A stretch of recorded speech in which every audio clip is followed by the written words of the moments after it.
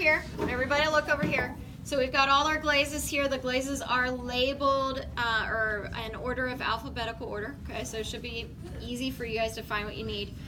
You should have, again, the first thing that you do before you do any glazing is that you wash your brush with soap and water. Never assume the person prior to you did a good job with that, okay? And then you will also need to grab one of these little cups, okay? So what you're gonna do is you're gonna come over here, find your color that you need for this layer. He's gonna be doing seafoam green. And then all you're going to do, and this kind of goes the same way as our inside color. You're just going to pour a small amount in this little dish. You're going to use that till it runs out. If you need more, come up and get more, okay? Your goal, okay, when you're finished with this first layer is to not have any glaze left in here, okay? So you don't want to get too much. So always I would rather you get not enough and get more than too much, okay? Here's the problem with some of this. If you do get too much, the problem is that we can't necessarily put the glaze back into those containers, because here's the thing.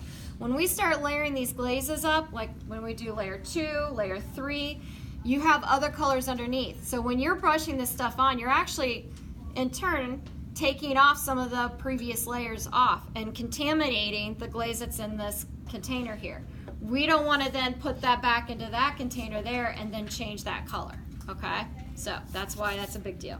All right, so when you guys do this, this is not painting, okay? So you're not brushing it on. You're gonna actually be just kind of dabbing it on, okay? So the brush is just a vehicle for the glaze. So load up your brush real heavy with a glaze like that, and you're just going to basically, what I like to call, slop it on. Especially with all that texture that we have, you wanna make sure that you've got plenty of glaze on your brush so it actually gets into those textured areas. So notice just how thick I'm kind of putting this on.